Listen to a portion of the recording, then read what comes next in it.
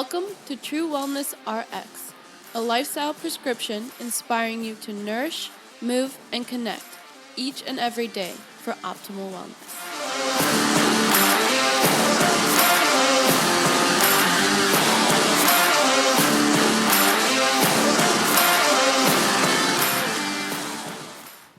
Hello, everybody, and welcome back to the True Wellness RX podcast. I'm your host, Hanna Schultz. I'm a nutritional therapy practitioner in training, nutrition coach at Code Cryo, CrossFit coach at CrossFit Mentality, and also entrepreneur. And today, I am bringing on a guest to help do the interview today. So it's more like a question and answer kind of episode. I wanted to kind of compile all of the questions that I get asked a lot. And I needed someone here to kind of guide me so I wouldn't go on a bunch of rambles. So today I'm bringing on my boyfriend, Ben Brooker. Ben, do you want to say hi? Hi, everyone. It's good to be here. Oh, do you want to share anything about you, or you just kind of here for the ride? As Hanna mentioned, we are dating and have been dating for the last 4 months. So I met Hanna about a year and a half ago, and largely due to the fact that we were going to the same CrossFit gym. And we are both now coaching there. I've been coaching there for about 6 or 7 months, and I'm currently working at a probiotic company, focused on digestive health and selling probiotics and gut sequencing kits for your gut health and to measure the amount of bacteria and fungal organisms in your gut. So very interesting. I've been doing that for the last 2.5 years, but have now found that I'm going to move on and follow my passion more on the CrossFit side and help out at our gym and help out on the operations side and hopefully help them optimize how they are doing things there. So finally, I'm following my passion, very much encouraged by Hanna, and should be a really good next 6 months to a year and finding out where we're going to go and where we're going to take things. Mm-hmm. And so now he's kind of been helping me more so on the business side of things, kind of getting True Wellness Collective where it wants to be. And we have some little side projects that we're definitely going to be sharing soon, hopefully. But we both kind of have like the same end goals in mind. And we'll definitely be doing like a whole other episode on like relationships and whatnot. I know I've been getting questions about this topic a lot, actually, because I haven't been in a relationship for a long time. And now people are seeing me post about Ben, which I don't usually post about a guy. So this is like a new thing for a lot of my followers and people who just kind of know me. So we'll be talking a lot more about the ins and outs of this, but definitely expect him to be on the podcast more because he has very like-minded interests, and it's kind of fun to just talk and have a conversation and have you guys listen on in. But we're going to get right to the questions, and these are going to be more so like rapid fire because I could probably go very deep into each question, but I'm not going to. I kind of just want this to be a quick reference for you guys. And, you know, if you ask me these questions outside of the podcast, I can kind of refer you to this episode where I touch on it briefly and just give you a quick explanation without all the little sciencey, in-depth parts to it. Okay, so Ben's gonna kind of lead these questions. I think I know what to expect. Most of the questions we talked about, but we'll see if any of them kind of catch me. Sounds good. Yeah. Are you ready to get started? Yes. Sounds good. Okay, we're going to start off with some nutrition-based questions. And first one will be more of a hot button issue that's being talked about a lot and has been for the last, say, couple years. And that one, very simply, is what is keto? What is keto? Okay. So keto essentially is eating fat for fuel. It's being fat adapted. So you're eating very, very low carb, nothing above 60 or even 30 grams of carbohydrates. So you're eating mostly fat. And yeah, people these days are very into keto, probably because healthy fats are very satiating compared to eating low fat, high carb. Your blood sugar is way more stable. But on the downside to this, it's not very sustainable because, when you're going out to eat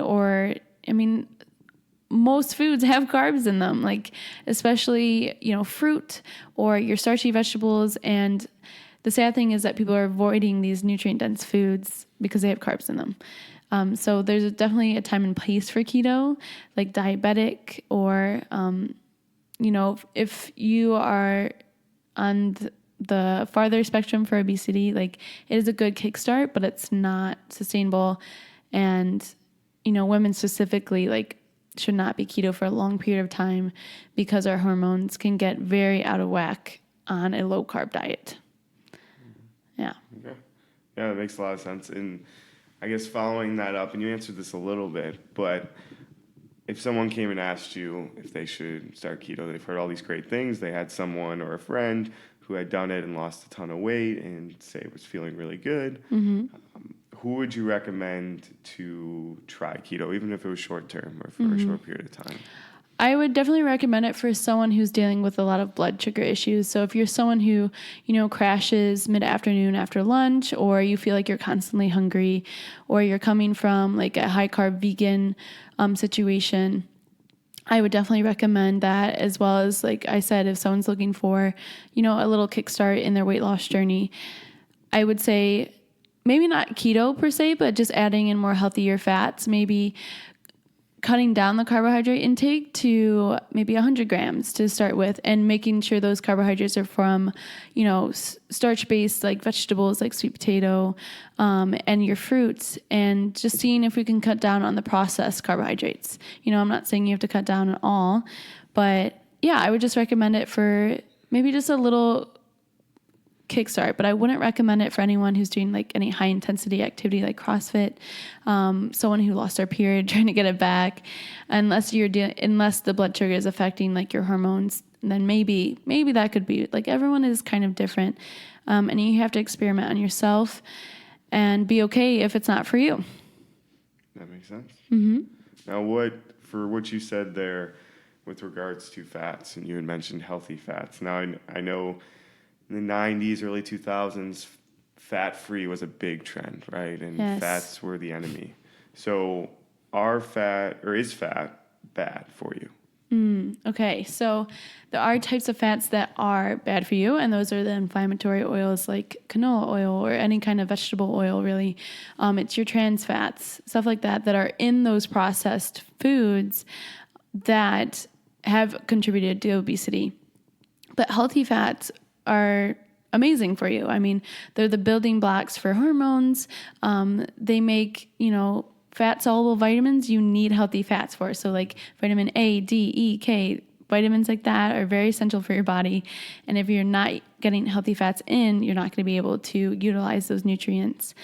Same thing with like the satiating aspect. Like, you need healthy fats in there as well. Like, you need every kind of macronutrient for your body. So examples of healthy fats. So I was gonna ask next. Yeah. Okay. So examples would be, avocado obviously is a big one. People know olive oil, obviously, but some other ones people don't really get a lot of are like seeds, like sunflower seeds, pumpkin seeds. You could even do like nuts, cashews, almonds, Brazil nuts are excellent, especially because we are lacking in selenium. So Brazil nuts are a really good source. Let's see. Ghee is clarified butter. So if you have a dairy intolerance, ghee is a really good natural alternative. And, like whole fat yogurt is actually really good if you can tolerate dairy. And just like avocado oil is really good for baking at higher temps, coconut oil.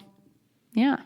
There's so many. And, and then you have your grass-fed meats, eggs, salmon, all that stuff. Yeah, for sure. And I know I've struggled with sticking with one or two of them, right? And what do you have to say about getting some variety? Yes, I love that you said that, because there are different kinds of healthy fats. So you have your omega-3s, omega-6, omega-9. Like, you need to be getting a balance. And the reason that people are so big on getting in fish oils and the omega-3s, the anti-inflammatory, is because as a society, we're naturally more dominant in omega-6, which is the more inflammatory. So I would say if you're someone who eats a fairly clean diet, like it's okay to get a balance of each. So your olive oil and then grass-fed meats, like that's a combination. Just making sure that you are not sticking to the same fat because you don't want to become imbalanced in any kind of ratio. Mm-hmm. Okay. That makes sense. I know you've been telling me a lot about that recently. Yes, but I don't want people to overthink it. So at least just start with healthy fats in general, and then down the road you can kind of get more into the nitty gritty and figure out like the right balance for your body. Yeah, makes sense. Okay, so next subject, another one that's been talked about a lot over the last couple of years as well, and is a lot of people are trying it in different ways, is intermittent fasting. So what is intermittent fasting, and who's a good candidate for it, and is it something that's sustainable? Okay, so intermittent fasting is essentially not eating for a period of time. You're giving your body a break, you're fasting. So breakfast is breaking the fast, for example. So intermittent fasting these days, it's pretty big. And there's so many different ways to do it. Different hours, you can do like your 18-6 or 12-12. But you naturally do fast overnight. So I do recommend like having an early dinner and then having a normal time breakfast. Like that's a natural way to do intermittent fasting, I would say. And the people I would recommend this for is people with some digestive issues or even people just who need to like regulate their appetite or have trouble with always snacking. Like this is a really good way to break that habit. So for digestive distress, like the reason this is good is because you're giving your digestive system a break. So overnight it can actually repair. Like when you're sleeping, your body is repairing. It shouldn't be working on digestion. And that's why I'm not big on eating late at night, and not because of weight gain or whatnot. It's because I don't want my body to be working on digestion when it should be focusing on repairing itself. So if I can give my body at least 10 hours to kind of just do its thing without worrying about a meal and wasting more energy, then I'll feel a lot better. And then when I do go have my breakfast, I am ready to absorb it and digest it again. However, I'm not very big on doing those 18-hour fasts and not eating until 2 p.m, especially if this is going to stress out someone even more. So if you're hungry at 10 a.m., then eat. Like, I don't think it's going to be very beneficial, because if you're stressed out, that's going to do more harm to your body than good. I just naturally tune in, have an earlier dinner, don't snack at night, and have a breakfast. Like, it's really that simple. You can do a lighter breakfast. You can do like a smoothie and then maybe have a bigger lunch. Like, it doesn't have to be too complicated. The reason some people might notice like weight loss on intermittent fasting is because they're eating less calories, to be honest. And sometimes I'm hesitant for people to try this, especially with people with a past eating disorder, because it can sometimes give them an excuse not to eat a meal, which is, I don't want to see our society shift that way and use all these different diets and different tools like this as an excuse to kind of restrict calories. Like, I'm not about that. I'm just, if it's for improving your digestion and whatnot, then great, but use it as a tool that doesn't stress you out.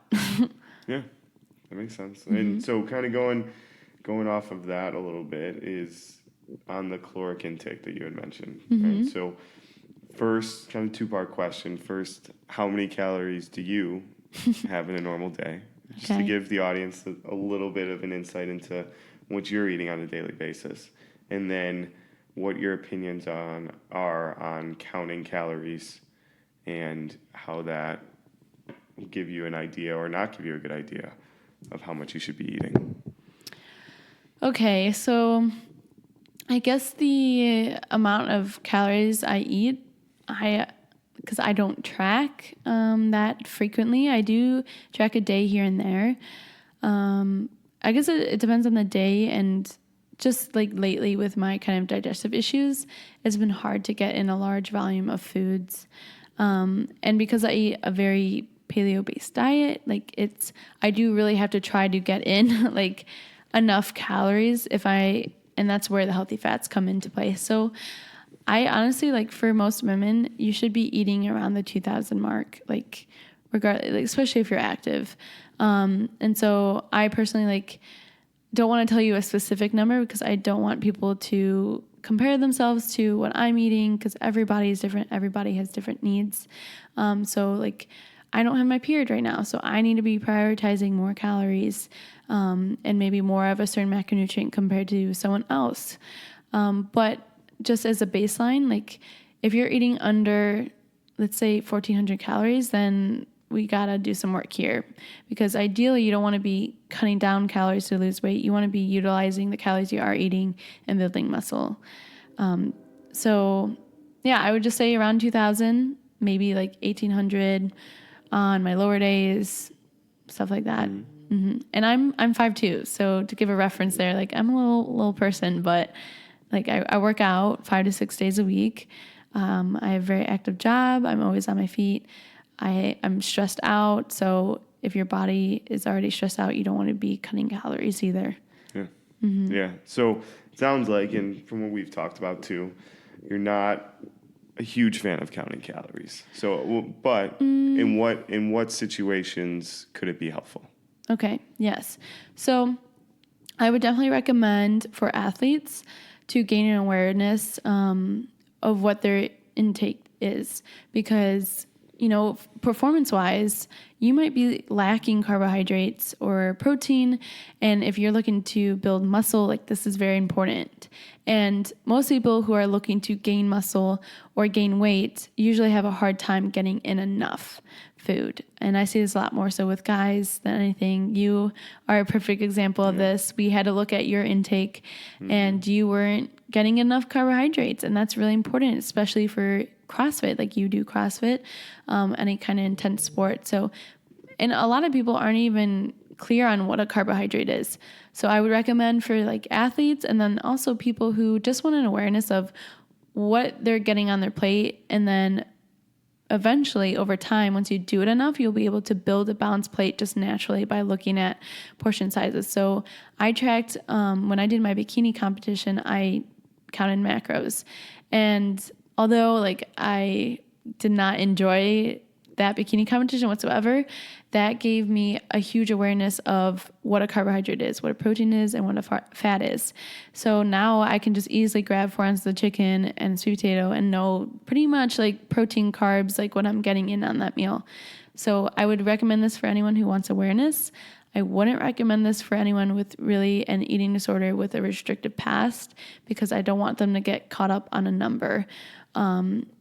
And people in general who just don't want to feel overwhelmed, who are coming from a standard American diet. Like, my focus for you is just to get whole foods into your diet. I don't want you to overthink anything. I don't want to overwhelm you with numbers. Let's just get some vegetables on your plate and maybe some protein, you know, simple. Yeah. Keep it simple. Yes. So, and it sounds like from what you're saying and what we've talked about as well, is it's more about getting a baseline. Yeah. Yeah, exactly. Like I said, I track a day here and there just to kind of check up on myself and make sure I'm in check, and also seeing what intuitively I'm leaning more towards. So I lean towards more higher fat, but I'm still getting in carbohydrates. But it's just funny that I just routinely get into more of a 40% fat, 30 carb, 30 protein. Like, that's just naturally what my body leans towards. But if I'm looking performance-based, then I know maybe I need to shift my fats to my carbohydrates. So you can definitely use it as a tool for sure. I just want to make sure you have a good baseline first. Yeah, that makes a lot of sense. So you had mentioned or talking a lot about carbs, right? So yes, carbs are turning more into the hot button issue than fats as of recently. So what are carbs? What are good sources and maybe not so good sources? Okay. So carbohydrates, first of all, why they're good for you, why you need to get them into your diet. And most people don't even think of this, but carbohydrates are really supportive for your gut health. You know, they're going to establish that healthy gut flora and make sure that you stay balanced in that aspect. Also, they help improve bowel movements, regularity, because of that fiber. And also, you know, it is an energy source that you can utilize as well. And also, it's really beneficial for hormones. And also, society. Like, if you're very dominant in one aspect in foods, I feel like this is what leads to binge eating, because you're feeling deprived in a certain macronutrient, which makes you crave even more carbohydrate dense foods, processed sources. So if I were to just have a sweet potato every day instead of depriving myself and just having fats, it's a lot more sustainable as well. I don't want you guys to fear fruits or carbohydrates. So examples of healthy carbohydrates, that would be like starchy vegetables, your squashes, sweet potatoes, plantains, and then any kind of fruits. More so like the bananas, apples are more of the higher carb fruits. And also you could do gluten-free grains like rice, oats, quinoa. The carbohydrates that I would steer away from definitely would be, the processed sources, even like those gluten-free products out these days that are just, rice flour, and there's always cane sugar in these kind of things. So just because it says it's gluten-free does not mean that it's healthy. So look at the ingredients. If there's flours and sugars, then, it's just going to spike your blood sugar just as much as eating a regular old donut that's not gluten-free. Yep. So, and that brings me to the other sources. So any kind of white flour and just processed, like your cereals, your breads, your donuts, fried foods, like I'm trying to think of other ones, like, I don't know, any kind of like pastries. Anything that's the normal American diet, just or like more packaged junk. Yeah. You don't need it. So, but into that point, why is it bad? Like what's the reaction in your body, or why do people end up fearing carbs? Why do they think they're bad? Well, yeah, so those kind of foods have a huge impact on your blood sugar. Like it raises your insulin like crazy. And this is also what leads to that constant cycle of eating those processed carbohydrates makes you crave more, because your body is constantly searching for that quick energy because it keeps dipping from those insulin spikes. And it's just a constant battle. And that's what's really leading to our obesity these days. It's not, healthy fat. It's not those fats. It's the poor fats combined with the processed carbohydrates. It's causing inflammation, and it's causing those sugar cravings. Yeah, and and exactly to that point of when people think of obesity or having a higher body fat percentage, your mind naturally goes to fat, right? That's got to be causing the issue. But instead, it's more of those very simple carbs and everything that's loaded with so much sugar, because then that causes... Right. Well, and it's so frustrating because a lot of, older people that I talk to and that ask me for nutrition advice, they tell me about their breakfast, and it's always like a piece of toast or plain oatmeal. And I ask them, like, do you put any like nut butter on it or like any kind of fat to help balance it out? But they were taught like low fat. And so you're starting your day off with this huge insulin spike, and they're wondering why they are constantly snacking the rest of the day when they ate a very late breakfast. And that's why. Yeah. Yeah, not satiating. Awesome. So kind of steering a little bit into a little bit of a different direction is talking about more on the nutritional support side. So talking about different foods that could help us in different areas. So starting with supporting our gut health, our digestive system, the place where all of our food passes through. How do we keep that healthy, running on time, and in good spirits? In good spirits. A happy gut. Have a happy gut. This is true. Okay, so I won't go super in deep to this because I know I could talk on and on about digestive health, which we do have an episode on gut health. So if you're curious, look at one of my most popular for sure, and it's one of the earliest episodes. So you gotta scroll down a little bit. But anyways, Carly? Yes, yeah. So as far as food wise, obviously cutting out the processed foods, and then incorporating, fermented foods like sauerkraut, kombucha, gut healing foods like bone broth, even fibrous foods are beneficial too, to kind of keep regularity. And, probiotics have a time and place as well, but I want you to focus on whole foods first before you start adding in supplements. And this is actually really interesting, but let's say roasted sweet potato, cooked sweet potato, then cooled, acts as a prebiotic. So prebiotics are really good. Yeah. It becomes a resistant starch. So that feeds the healthy gut bacteria, which is really cool too. I know. Creates that feeding ground. Yes, exactly. So first you had to create a positive, supportive feeding ground, and then you can add in like the healthy probiotic sources like the kombucha, the grass-fed yogurt if you tolerate it. Yeah. Kefir is one. Kefir's a good one as well. Awesome. So you mentioned this a little bit, and I have some experience in this area too with my current job, but on the probiotic side, Yes. right? The probiotics and being in the industry and in that space for the last 2.5 years, it's a very fast-paced and growing industry with still a lot of unknowns. There's a lot of research coming out, and there's a lot of companies making a lot of different claims that maybe hold ground, maybe don't. Yes. But probiotics in general as a supplement, I know you said they have their time and place. What is that time and place? What's the main benefits of a probiotic, and why may it be necessary at certain times? Okay. So I would say, if you're someone dealing with digestive issues, I wouldn't automatically reach for a probiotic.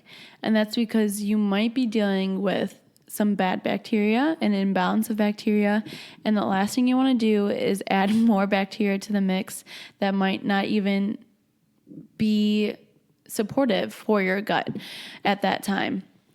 So, for example, I'm dealing with SIBO, which is small intestinal bacterial overgrowth. Now, there are a certain combination of bacteria that are beneficial for me right now, but if I were to take, a general probiotic with tons of different strains, that would wreak havoc and cause more digestive distress for me. And also someone who's coming from, again, the standard American diet, who is still eating those foods, but they're going to take a probiotic, and so they think, oh, I'm fine, that good bacteria is not going to survive, and it might cause, again, some issues. So I would recommend it for someone who already went through kind of the removal phase, the detox phase of, if they were dealing with digestive distress, they kind of eliminated all the bad bacteria. Then you want to repopulate with that beneficial bacteria. But this is also where kind of stool tests can play a role, is seeing if you do have an imbalance of bacteria, what specific strains do you need? Because there is not one perfect probiotic. I wish there was, but every body is so different. Everyone has a different biome. And so this is where testing is really important as well. And most people have no idea, what kind of bacteria they have in their gut. So before you start supplementing, I recommend testing and making sure that you actually would benefit from a probiotic. And then once you do know that you could take on a probiotic, do your research, because there's a lot of different probiotic companies out there that are, a scam almost, because they won't even make it past, your digestion system to actually benefit the gut.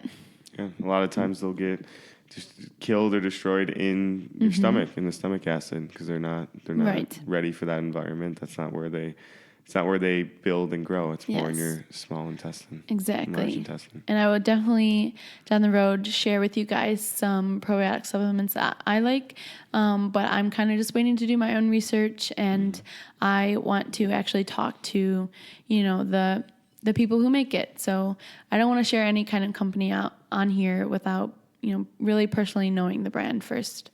Yeah. No, it makes a lot of sense. And what you were saying about everyone having a different microbiome, that's something that we've been able to find through research as well, is that there's clearly different profiles that people can fall into, right? With different bacterial and fungal species that are maybe more dominant in one profile than another, and they have clear connections to different commonalities in lifestyle that people might have, and commonalities in diet, and being able to identify what profile you're in can help a lot with what type of fermented or probiotic foods or you need to even focus foods in on. general. And foods in general. Yeah, Foods in like general. maybe less animal meat. Maybe you need more of this food, like a carbohydrate food, like sweet potato. It's really interesting. Yeah. And everything starts in the gut, like your immune system, your connected to mental everything. health. It's crazy. Brain-gut access is a very true and real thing. I know. I could talk about this subject forever. And we won't. We'll move on to the next one. But going along the lines of, again, more of the nutritional and whole food support, what are some foods and diet or nutritional elements that could help support hormonal health? Okay. So this one will definitely go out to my ladies. I did a whole episode on your lady hormones, and I swear I get asked this all the time is, what do I eat for my hormones when I'm dealing with like really bad PMS and whatnot? But again, like we're going to start with, what foods do you need to be eating less of? So it's those processed foods, those sugary foods, maybe even dairy, especially if you're dealing with acne, and start incorporating your whole food fibrous foods, especially if you're dealing with more of an estrogen dominance. You're going to need those fibrous foods to help kind of naturally detox and remove that estrogen from your body. And then also, I've talked about this, but seed cycling is really beneficial too, and hopefully releasing my secret project soon relating to this. But so phase 1, phase 2 for seed cycling is you start with your pumpkin and your flax seed, and then phase 2 is your sunflower and sesame seed. So phase 1 is 2 weeks, phase 2 is 2 weeks. So it follows your monthly cycle. I've done a whole blog post on this, and I've talked about it in my lady hormone episode. So definitely give that a check out on my website and the podcast. So some seeds, healthy fats, ladies, for sure. These will help out your hormones. And making sure you're getting in enough calories is really important too. So if you lost your period or if it's really irregular, you might not even be getting enough calories for your lifestyle. So making sure we're bumping up those calories and making sure they're coming from whole nutrient-dense foods. If around that time of the month you start having some cravings, maybe bumping up your magnesium. I like to take a magnesium supplement. Zinc, calcium is really beneficial as well.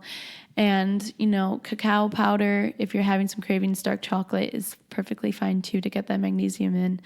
And I would say, honestly, like making sure you're getting in enough water, actually. Like it could be as simple as that, because your water is going to help making sure that we're getting that nutrient regulation as well that will help support the hormones and those processes.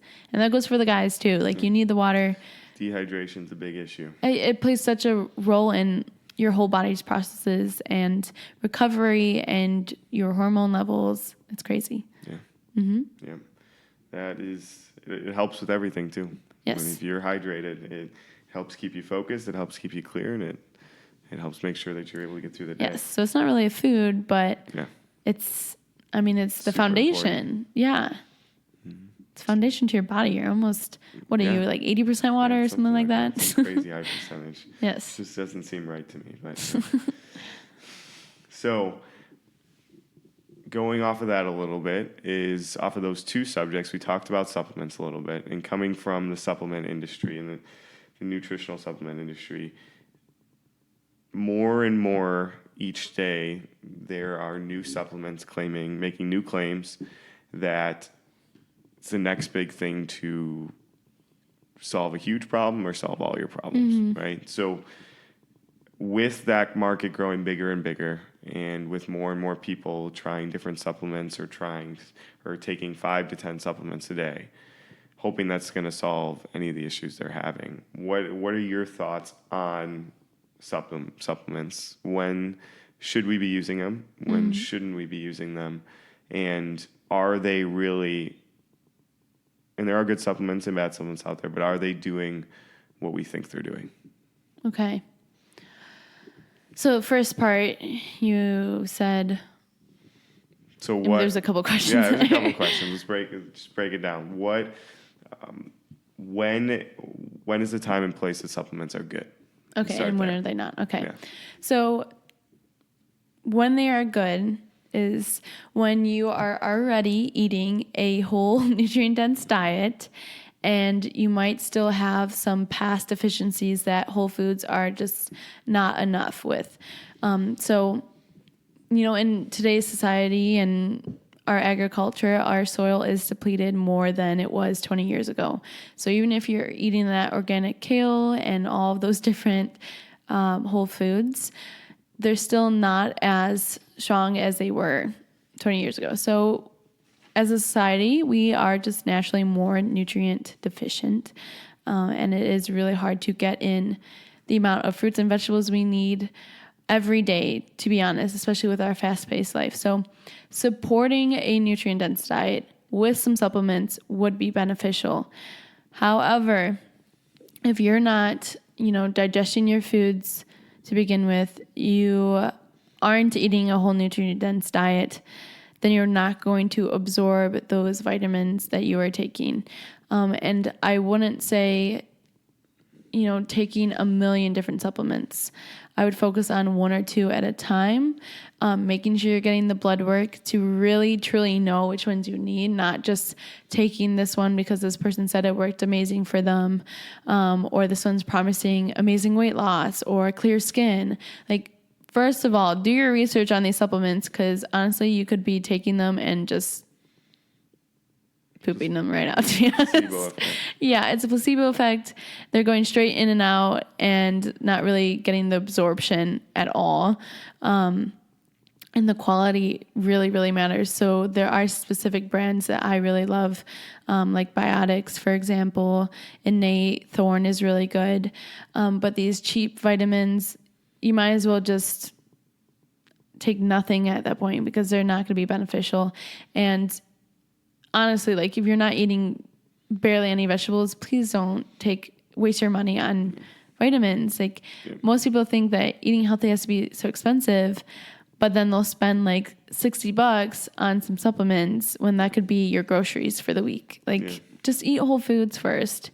And then, once you're consistent with that, then let's look at why do you have nutrient deficiencies? Maybe it's because you have some gut issues. And then let's fix that and then see if your nutrient deficiency is still there.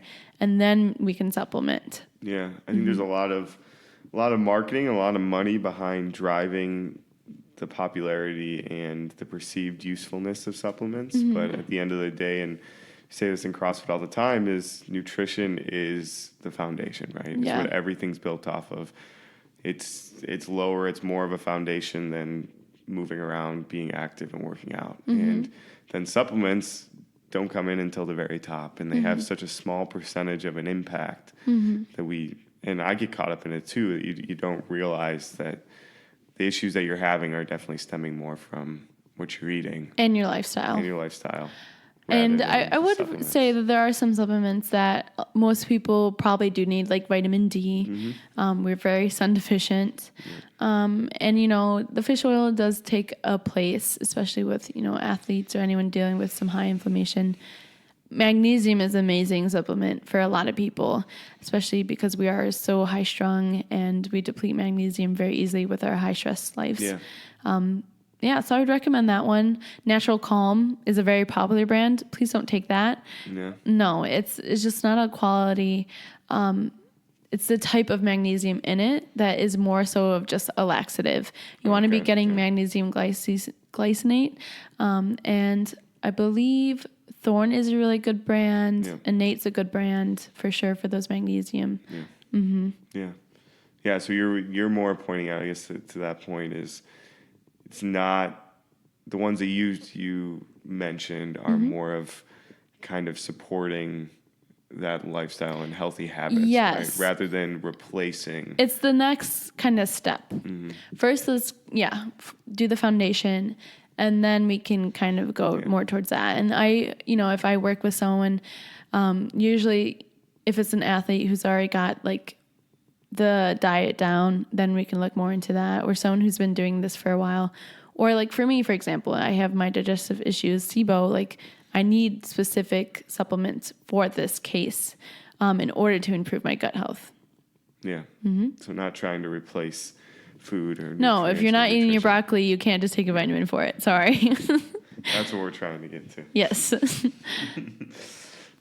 So, moving on from that, kind of a few questions that I know we've talked about before, and I know you've always mentioned you get a lot of, and people are amazed by, is how can we afford to eat healthy, right? I think a lot of times, and I was under this impression for a long time, is that it costs a lot more to eat well, right? And to eat the food that our body needs and to eat healthy. So if it's going to cost so much more, why even bother?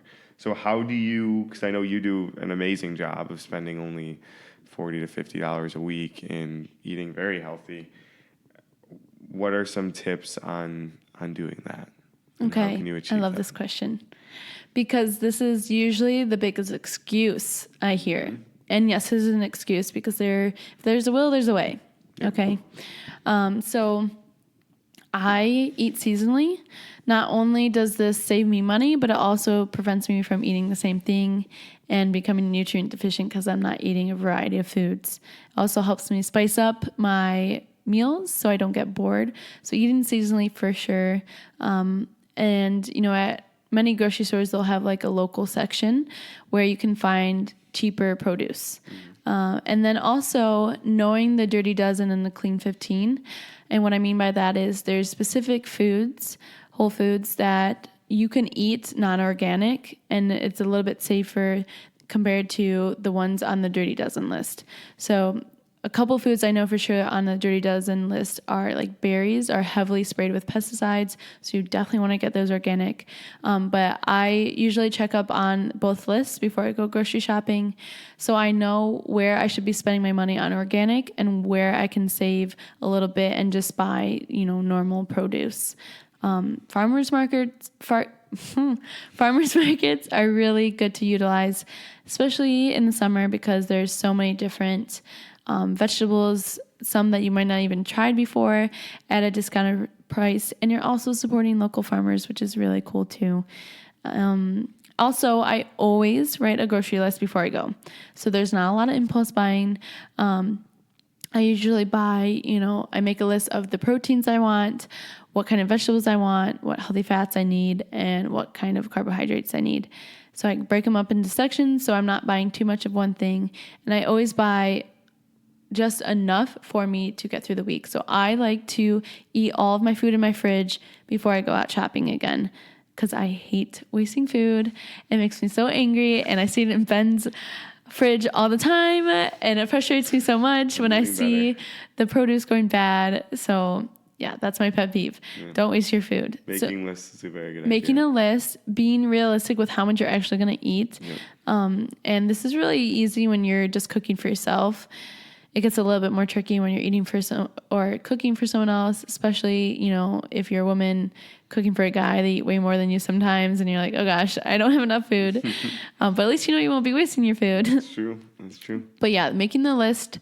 And yeah, honestly, I find that where it starts to become more pricey is when you start buying those fun, healthy foods, those packaged, those gluten-free cookies or anything that's marketed healthy package.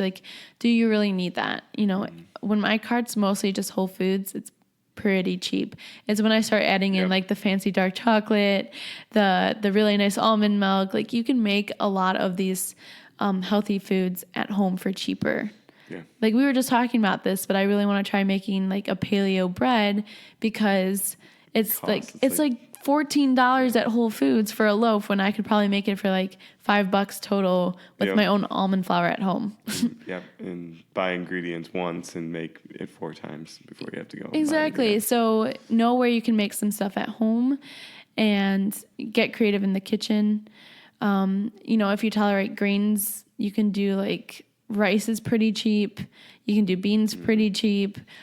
Ooh, the freezer section's really good too for some organic vegetables and fruits. Yep. Mm-hmm. Yep. Freezer section is great. It makes things a lot easier. It makes things a lot faster. Yes. And one thing I would say is, and something that I do too often, is try not to go shopping when you're hungry. Oh, yeah. That makes everything Yep. a lot harder especially those foods that you shouldn't be getting, a lot harder to avoid. I like to go when I'm in a rush, so I don't like peruse the aisles, and I just get in and out with my list. Yeah, when Hannah's not in a rush, she can get caught in a few I aisles love sometimes. grocery shopping so much. It's a good time. It's a good time. So kind of going off of that, though, is two things. One is how do you find time to cook all this stuff, right? Because if we're staying on the perimeter of the grocery store, we're talking about things that are not ready to eat right away, right? So that has to be cooked. How do you find time in your very busy life to cook? Is there meal prepping? How do you get all of that done without using more processed foods that could be faster? So I don't do like a big meal prep at like one day a week. I usually do like mini meal preps throughout the week. So I always say cook once, eat twice. So like I make a dinner and I make double, so I have my lunch for the next day. I might like meal prep some meat for my breakfast, but that's pretty much it. Like, because I don't have a lot of time in my morning to make my breakfast, or I make like chia seed pudding that I can easily just do overnight. I usually make my dinners like a one-pan dinner. I just throw everything on one pan, pop it in the oven. You'll notice a lot of my dinners are one pan, like either on the stovetop, in the oven. It's something that I can just quickly throw into a pot and call it a day. So it's just a bunch of things thrown together. Like frozen vegetables, for example, I usually have for lunches because they're super easy to cook up really fast. If you're going to do any kind of meal prep, I recommend meal prepping your protein sources because those take the longest to cook. You could also do like a big batch of sweet potato. I'm just like really realistic with my timing, and I love to utilize cooking once, eating twice at dinners. Yeah. I like that a lot too, and that's what I do for my dinners and lunches. Yeah. Make dinner and breakfast is super easy to like streamline, like smoothies, for example. Don't take very long. Chia seed pudding, overnight oats, like those you could definitely do a meal prep for. Yeah. Yeah. It's choosing and picking those battles. And like you said with the protein too, is chicken, turkey, when it's raw, goes bad pretty quickly. Hard-boiled eggs. Yeah. And when it goes, and because it goes bad pretty quickly, it's better can be better to prep all that at the beginning of the week, so you don't have to worry about losing half of your chicken. Ben, Definitely done that goes to you. So learn the hard way multiple times. And also just, making it a priority. Like you could spend 10 minutes in a fast food line, or you could spend 10 minutes. Literally, that's how long it takes me to make lunch sometimes. Yeah. So you just being honest with yourself. You can spend 10 minutes every day, 15 minutes realistically, buying lunch, or you could spend an hour during the weekend preparing those 5 meals for that week. Exactly. And maybe just picking 1 or 2 meals that you'll switch on and off every other day instead of making something new every day. Yeah. So it's kind of streamlined throughout the week. Yeah. And just because you're spending a larger block of time doesn't mean you're spending more time overall. Yeah. You could be saving time that way too. Exactly. So kind of still along the lines of time, you are involved in a lot of different things, right? And that's, I think, very obvious to your audience too, is there's a lot of different things going on. So how do you prioritize? How do you keep an effective schedule?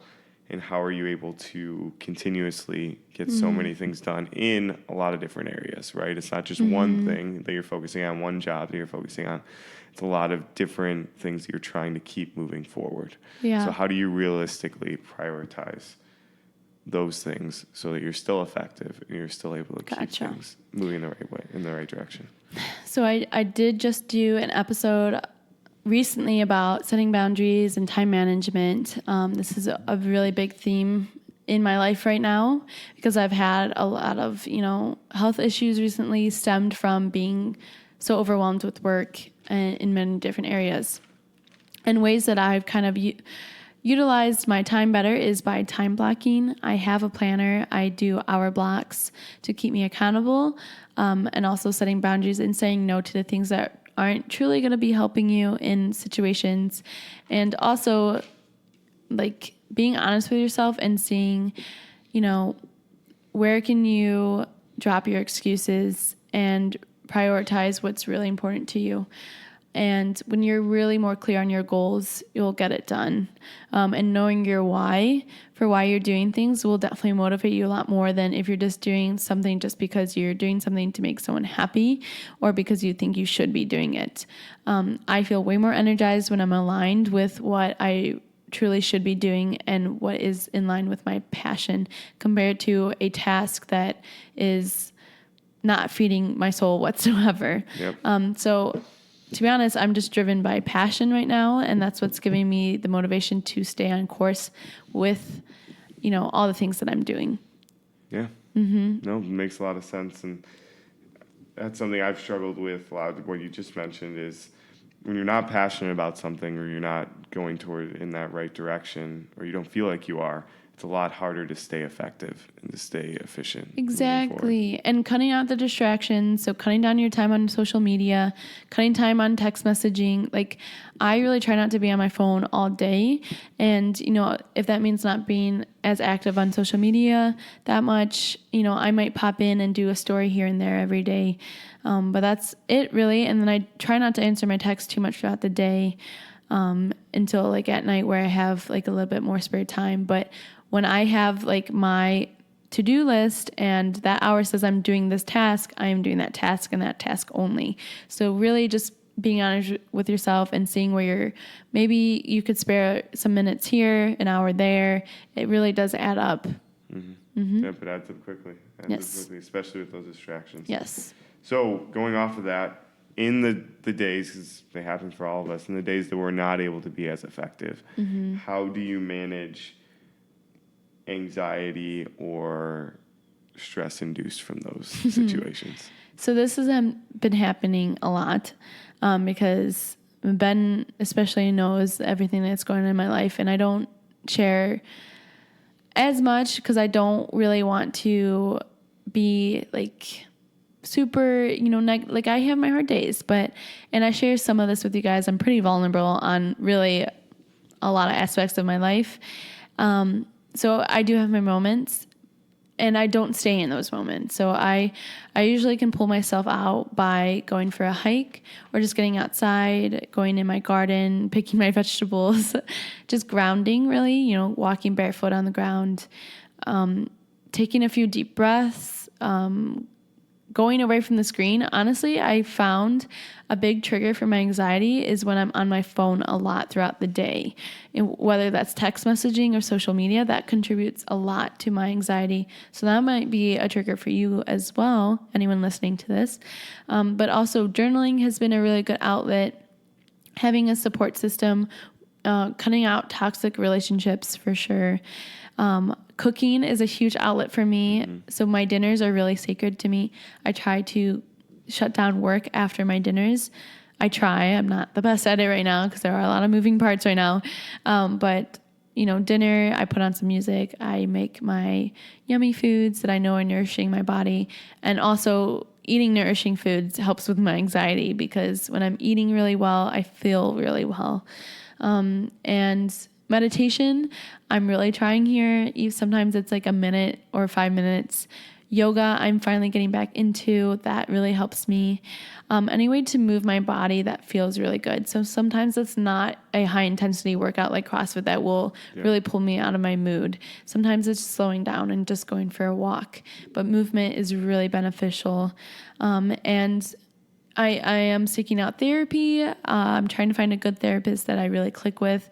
I hope to use that as kind of a resource soon too. So there's nothing wrong with actually going to see a therapist, guys, if you need one. But those are just some quick tips. I do have an anxiety episode on this as well. So definitely look at that one too. Yeah, for sure. Lots of episodes have already covered some of these things in depth. So 2 questions that I think you can answer together are something that you've addressed before as well. Is birth control bad for me? Or for me? Not for me. Not for me. Yeah. Yes, probably, Ben. Probably bad for me. Probably wouldn't have the ideal effect. But is birth control bad for someone who may be listening? For women? Or for women, yes. And why does any woman need their period? Okay. So birth control, and again, there are certain cases where it might be more beneficial to be on it, but more likely than not, birth control, it might not be the best choice for your health. And I say that because birth control can deplete your body of a lot of nutrients, a lot of vitamins. It's essentially shutting down your own hormones and replacing it with synthetic chemicals that cause that monthly pill bleed. It's a pill bleed. It's not a period. It's something that I never realized because I've never. Right, until I told you about it. Yeah. Until I actually, even though I think I learned about it in 7th or 8th grade, but I never actually realized that. Well, I was on birth control for 7 years, and I thought when I got my period every month that it was a normal period from my hormones. But it's just the chemicals in the pill that are making your body bleed, which is like crazy to think about. Right. And so, yes, especially like when you go off the pill, when you're on the pill, it's not fixing the root issue of why you were having, the issues that you were having before you went on the pill. So say someone went on the pill because they were having really heavy cycles. The pill's not going to fix that. It's just putting a Band-Aid on it. Mm-hmm. So when you do go off of it, you're just going to go back to square one. And so I like to address, the foundation, what is causing this irregular cycle. And that's where, seed cycling can come into play. That's when, all of those different nutrient-dense foods comes into play, specific macronutrients, etc. Did a whole episode on this. Yep. But why a period is important is because, first of all, that is your womanhood. Be proud of it. And also, it helps you become very in tune with what's going on with your body. If you're not getting a period, this is your body telling you that something in your body is not right and it's not safe to bear a child. And that's why I am really focused on getting my period back, because clearly there's something going on in my body that is not right, which I am starting to get answers to. But, a period does not have to be super painful. It doesn't have to be extreme PMS. I think as a society, we normalize PMS, but it's really because a lot of us have imbalanced hormones, so PMS is normal. It's more common, but that doesn't mean that it has to be that way. If you're, a well-balanced female, you might not have much PMS at all. So this is where I really like to work on with people, is getting to the root issue so we don't have those PMS issues.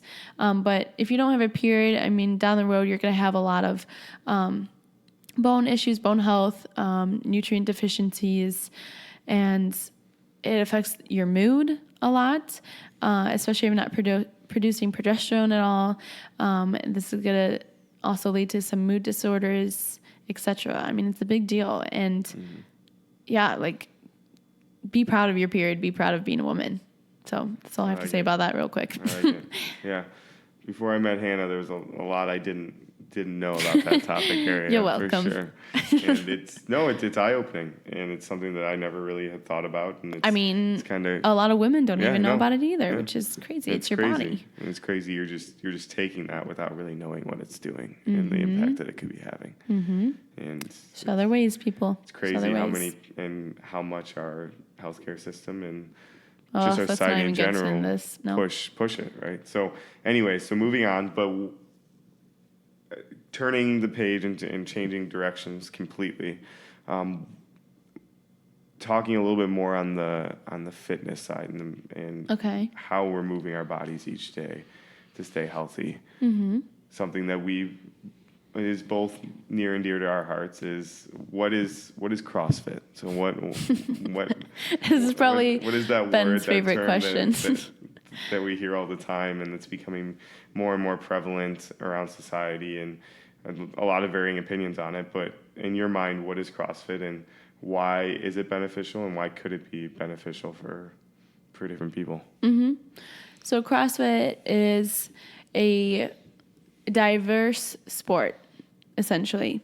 So it incorporates gymnastics, cardio endurance, aerobic capacity, strength training, so many different movements, Olympic lifting. It's a really fun sport. And the reason that I like CrossFit is because I'm someone who likes to do many different things.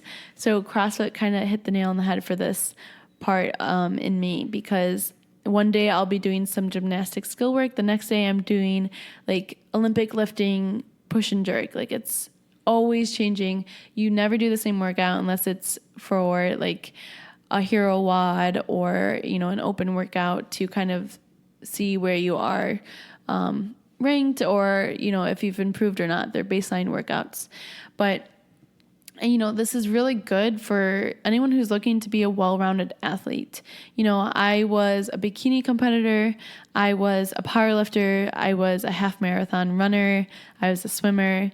So my body was always swinging from one extreme to another. And then I found CrossFit, where I just really feel more well balanced in all areas. I can go sprint one day and not be out of breath. I can lift a heavy deadlift the next day and feel really strong.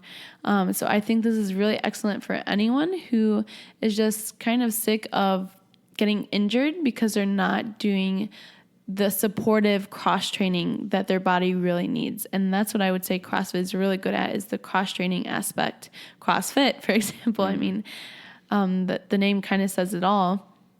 And I would recommend this for anyone who just wants more guidance on how to move well, because I think some people find CrossFit who haven't had a fitness background at all. And it's really amazing because you have a coach at every class.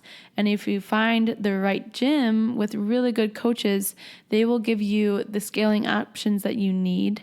They will give you the foundational work that you can do to build up to these more complex movements, like the gymnastic movements, the Olympic lifting. In our classes, we have like teenagers all the way to 80-year-olds, or people who are pregnant, or people who have never lifted a barbell at all. Yeah. And there, anyone can participate, as long as like you are in a very supportive gym that will give you really good programming. And that's also a key point here, is finding the good programming. Because I've been in different CrossFit gyms where, you just gotta go to a CrossFit gym and see if you mix with the crowd, and find that community that really makes you feel like it's home. And I'm very fortunate to say CrossFit Mentality is that place for me. And, if you're in the Mentor area or the Ohio area, I would definitely recommend checking out this gym. A little biased because I'm a coach, but I truly do love the people there. Yep. And you'll find this anywhere. It's funny because I'll drop into any kind of CrossFit gym and they just welcome you with open arms. Yep. It's kind of like this little pact that we have. It's just because everyone just wants to move well together. Yeah. And it's not about how you look. It's just about we just want to feel good in our bodies and move our bodies in a functional way. So when we get older, we can still, chase our grandkids. And it's just another aspect to our healthy life. It's part of our foundation. Yeah. Yeah. And I think all of that I agree 100% with. And one thing that's always stuck with me is our Scott Panchak, who owns CrossFit Mentality, likes to say CrossFit is for anyone, but it's not for everyone, right? So basically breaking that down, it's anyone can do it. Anyone can do those movements. Anyone can work up to those movements, and scaling options are infinite, right? You can change and adapt any movement, any workout for anyone. But at the same time, not everyone's going to enjoy it. Right. Or fall in love with it. Yeah, right? Exactly. And that's totally okay. And I think that's also a common misconception, is that a lot of people in the CrossFit community may think that people doing CrossFit are better than others, and that's really not the case. In any community, to your point, any CrossFit community, any good gym is welcoming anyone in with open arms. Yes. And it's just that it's a group of people that have common goals and have a common mindset. Yes. And I would say a lot of misconceptions about CrossFit are, well, I can't do CrossFit. I don't want to hurt myself, or,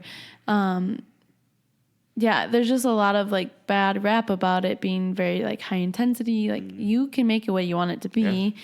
And if you get injured in CrossFit, it's more likely you're doing something you shouldn't have been doing. Yes, exactly.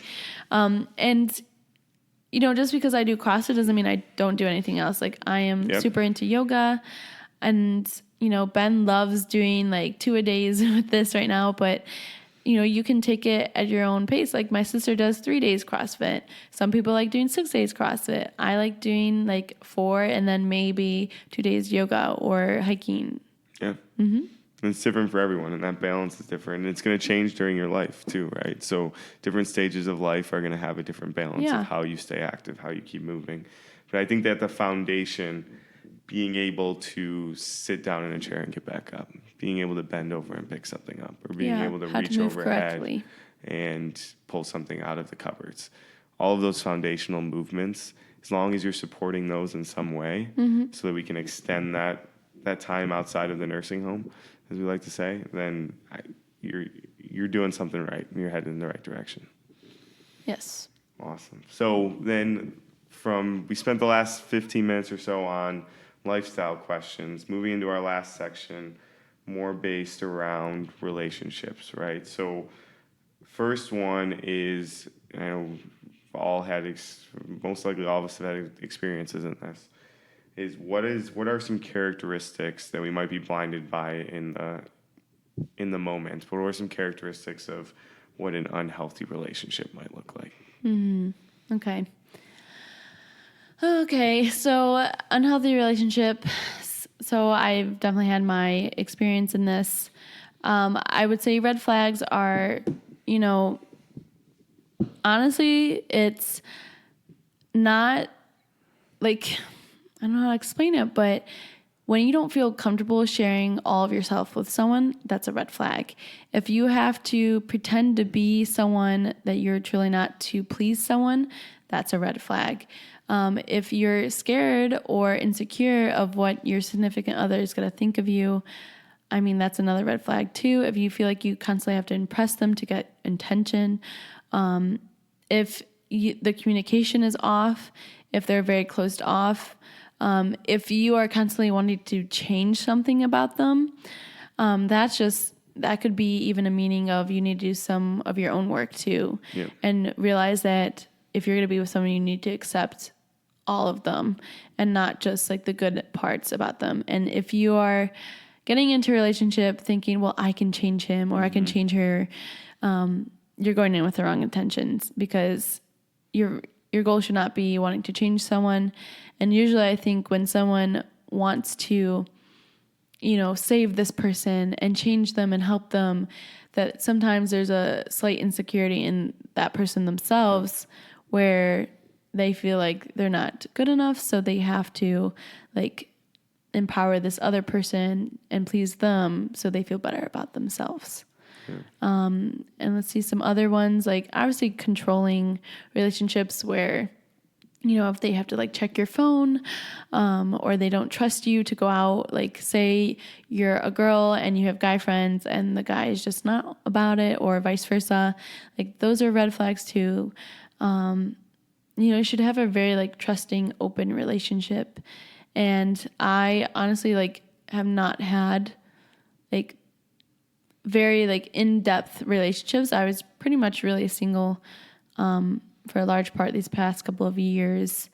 And honestly, it took getting to be comfortable alone to really realize what I truly deserved. And so I think you're not ready for a relationship until you're comfortable being alone and you're not seeking those quick, fun flings to feel better about yourself. You need to be happy with who you are. And that doesn't mean like self-love all the time. It just means that like what you truly deserve. Yeah. Yeah. One of the biggest things that one of my really good friends told me about, it was probably 3 or 4 years ago, was you have to be comfortable with who you are and in your own skin before you can really invest and commit to someone else. And that doesn't mean you have to know exactly what you're going to do. It doesn't mean you have to know exactly what your life trajectory is or your 5, 10 year, 15 plan. It more means comfortable with who you are as a person. Right. And you might be learning that. You might be still figuring out some of that. But if you're not comfortable with who you are and who you'd like to become, then it's going to be very hard to invest time and effort and into someone else and make that a happy and lasting relationship. Right. And it usually honestly happens when you stop looking. Yep. And that's usually when the right person kind of falls into your lap. And it's really about getting clear on what you truly want. Yep. Like Ben, for example, came into my life when I was preoccupied with something that wasn't really good for me. And it wasn't until I went through all these other relationships that I was finally clear on what I truly did want. And so, if you're going through a hard relationship or you've had some really bad past experiences and you're kind of in that feeling of, am I ever going to meet that person? Just look at your past relationships as a lesson, and it helped you learn what you want and what you don't want. And that's what I really did with my past ones, is it helped me get really clear on what I truly wanted in a relationship, because for a while I didn't know. I was really focused on the physical aspect, and it wasn't until I focused on the feeling that I really wanted is when Ben came into my life, and I finally got my senses together and realized that what I wanted was right in front of me. Took a little bit of time, but we got there. Yeah. We got there. So going off of kind of the next step of what opposite of from unhealthy, what are some characteristics that you found and have observed in good relationships? So AKRs, is that what you're hinting at? Okay, great. Good communication, putting up with your crap and being patient, to be honest, and not going to bed angry, or, just like having those conversations, and not a fighting discussion, just like very open, honest. And sometimes it's not like lovey-dovey conversations. It's just like being real and honest and being able to give like constructive criticism, but with a positive outlook on it. Like, I'm saying these things to you because I want us to get better in this way. Like, you're not just saying this to tear down the other person, vice versa. It's more so like, I'm telling you this because I see potential in our future and I want it to like continue down this way. And also like, having like-minded interest. Another reason that like I truly respect Ben is because he supports me on my own dreams and goals. And for some men, it's really intimidating to have a woman who wants to be an entrepreneur and start her own business, who's in the military as well, and doing, some things that guys usually think they should be doing and the woman should be doing, like, I don't know, staying at home or whatever, like the cliche things. Ben is really good about supporting me when my past relationships weren't so much like that. And also like pushing each other to be better people. So Ben wants to be his own entrepreneur as well and doing things with his own business too. We constantly have these really deep conversations that inspire each other. And the fact that he is really doing all these amazing things in his life really inspires and motivates me to do things in my life. So find someone that you can stay accountable to each other in a healthy way. That's not, like a bad competitive. It's more so like he's there, so I want to make sure that I'm on that level too, so we can be like a good, healthy relationship. And also just like find someone who makes you feel good inside, like excited, like that bubbly passion feeling. Like that's really important too. Like having the passion is really important, and trusting your gut and not just being with someone because it looks good on paper. All the boxes. That checks all the boxes. Because I've been in one of those relationships and there was no passion, and I wasn't listening for my gut, and I felt like it was just like so forced. So just honestly, save yourself some time. If it doesn't feel right, after a while, just end it there, because I promise, like, you might not think at a time, but there is someone out there for you that will truly make you feel the way you want to feel. Yeah. And I've always, and I agree, I've always talked about it from the passion perspective of this, and people laugh at me for it, but the spark, right? And there should always, no matter what point of relationship you're in or what point it's been, if it's 5 months in or it's 20 years later, you should always have that spark, that passion, and should always be working on that and working towards keeping that. Yes, always wanting to do the work too. And we'll definitely do a relationship episode because this is something that I get questions about a lot, and people are still getting used to seeing a boy or a man on my Instagram stories. So, yes, we will talk about this in another episode because I know Ben loves to talk about relationships. So. I do. And I finally found a really good one. It makes me super happy. Yeah, okay. So, anyways, I think that's a good place to stop. I had a few other ones on the relationship side, but we'll save that for that later episode. Oh boy, okay. Okay, so I think that wraps up the questions in the Q&A for now. Yeah. Okay. So guys, thank you for listening. We definitely want to be doing more Q&A episodes. I really like this kind of format because I want to give you guys some quick info here and there. So if you have questions, just slide into my DMs because I will answer them on another episode. If you liked listening to this episode, if you like the podcast, please take a couple extra seconds to rate and review. It just really makes me happy. And I appreciate you guys so much. If you want to stay up to date, follow me on Instagram at Holistic Hanna. Also, if you are in the Cleveland area, I am the nutrition coach at Code Cairo. Our program is called Code Fuel. So if you're looking for one-on-one individual nutrition coaching, check them out, codecairo.com. Go to the nutrition page, and that's where you can sign up for nutrition coaching as well with a session with me. Other than that, guys, I hope you have a wonderful day. Bye, guys.